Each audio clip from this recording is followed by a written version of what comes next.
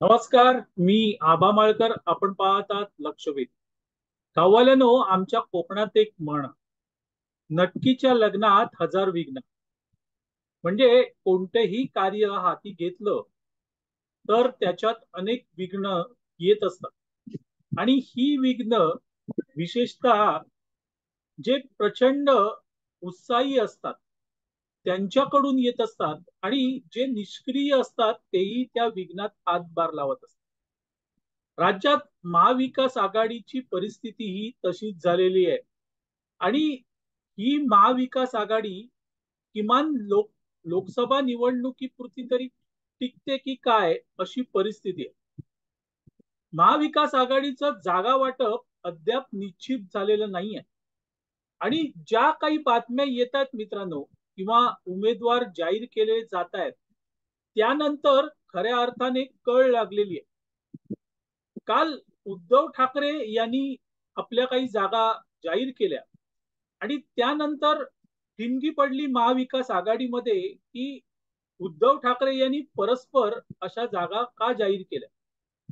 काँग्रेस नाराज होती. इतकंच नाही मित्रांनो, तर शरद पवार यांनीही उद्धव ठाकरे यांना खडे बोल सुनावले की जोपर्यंत जागा वाटपाबाबत फिक्स होत नाही, निश्चित होत नाही, तोपर्यंत तुम्ही हे का जाहीर केलं. आणि इथेच खरी गोम आहे मित्रांनो. कारण अद्याप महाविकास आघाडीच्या जागा वाटपाबाबत निश्चित असं काही झालेलं नाहीये. तरीही अनेक उत्साही लोक, जसे उद्धव ठाकरे असतील, संजय राऊत असतील, यांनी अगोदरच ते सगळं जाहीर करून टाकले. या ठिकाणी दोन जागांबद्दल त्यांच्यामध्ये खरं डिस्प्यूट आहे. एक मुंबईतली उत्तर पश्चिम ही जागा, जिथे अमोल कीर्तीकर यांचं नाव उद्धव ठाकरे यांनी जाहीर करून टाकलेलं आहे, ती जागा. आणि दुसरी जागा सांगलीची, तिथे उद्धव ठाकरे यांनी चंद्रहास पाटील पहलवान आहेत ते, त्यांचं नाव जाहीर करून टाकलेलं. आता या दोन्ही जागा काँग्रेसला असं वाटतंय की त्या आमच्या आहेत, त्या आम्हाला मिळायला पाहिजे, आणि त्यामुळे काँग्रेस आता या दोन जागांसाठी अडून बसलेली. आणि म्हणूनच काँग्रेसने स्पष्टपणे सांगून टाकलं की जोपर्यंत जागा वाटपाचं फिक्स होत नाही, तोपर्यंत उद्धव ठाकरे अशी घोषणा कशी करू शकतात. आता गंमत अशी आहे मित्रांनो, उद्धव ठाकरे यांनी तर घोषणा करून टाकलेली आहे. आणि ही घोषणा उद्धव ठाकरे यांनी केली, ही काही स्वतःहून केलेली असेल असं मला तरी वाटत नाहीये. कारण महाविकास आघाडीची गरज सध्या राष्ट्रवादी काँग्रेस, शरद पवार गट किंवा काँग्रेस यांच्यापेक्षाही जास्त उद्धव ठाकरे यांना आहे. कारण त्यांना माहिती आहे की जर मविया सोबत आपण लढलो नाही, तर आपलं काही या लोकसभा निवडणुकीत खरं नाही.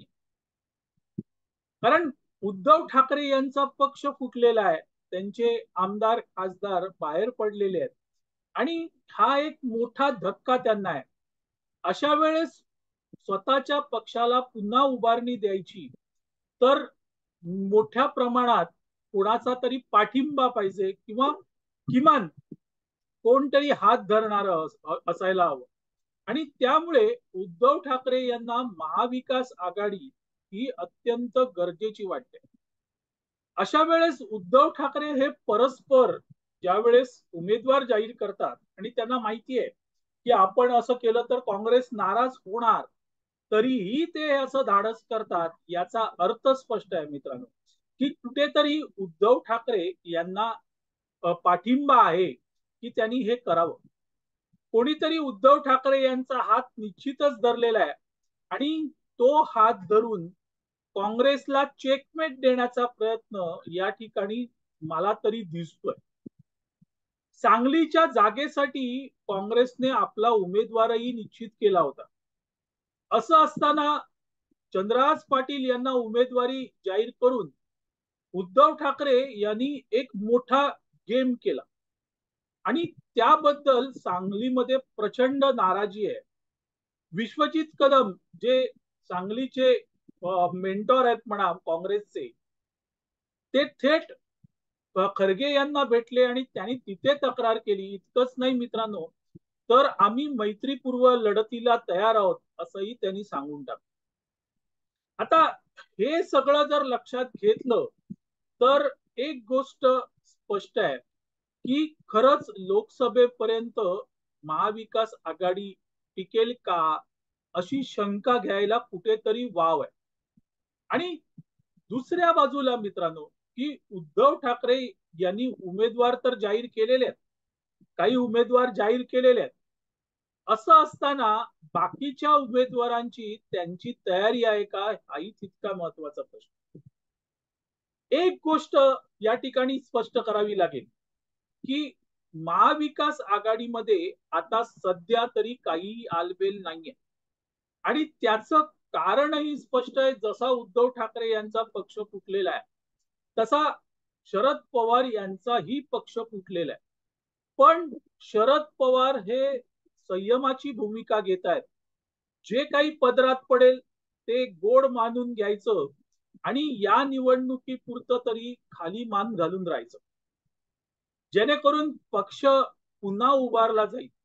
आता हीच गोष्ट उद्धव ठाकरे यांनी आपल्या गुरूंकडून शिकायला पाहिजे. पण उद्धव ठाकरे मात्र ती शिकायला तयार नाही. यदा कदाचित महाविकास आघाडी इंटॅक्ट राहिली, व्यवस्थित राहिली, तरीही तिला प्रॉब्लेम आहे.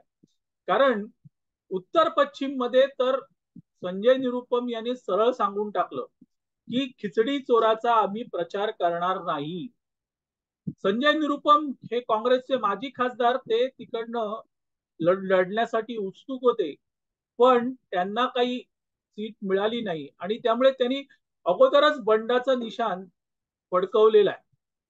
दुसऱ्या बाजूला सांगलीमध्ये विश्वजित कदम यांनी देखील बंडाचं निशाण फडकवलंय. त्यामुळे जरी महाविकास आघाडी इंटॅक्ट राहिली, कायम राहिली, तरीही या दोन जागांवर काँग्रेस शिवसेनेला पाडण्याचा प्रयत्न करणार, हेही तितकंच करेल. आणि मित्रांनो, असे जेव्हा प्रयत्न होतात तेव्हा त्याची व्याप्ती त्या ठराविक जागांवर पुरती मर्यादित राहत नाही. जे आता या दोन जागा, सांगली आणि मुंबई उत्तर पश्चिम, तिथपर्यंत ती मर्यादित राहत नाही मित्रांनो. तर मग त्याची परिणिती ही धडा शिकवण्यात होते आणि तसे धडे शिवसेने सुद्धा, उभाटा हा गट आणि काँग्रेस हे एकमेकांना या निवडणुकीत शिकवू शकतात.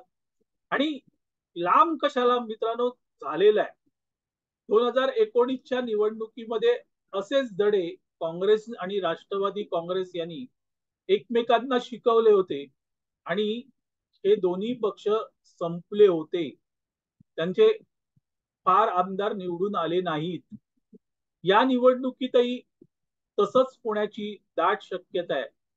बघूया काय होतं मित्रांनो. आता घोडा मैदान लांब राहिलेलं नाहीये.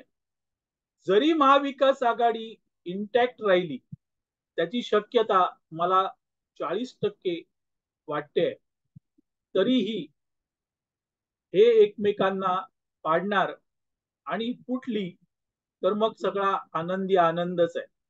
मंडळी, तुर्तास इथे थांबतो. आपल्याला हा व्हिडिओ आवडला तर लाईक करा, शेअर करा, लक्षवेधला सबस्क्राईब करा. धन्यवाद.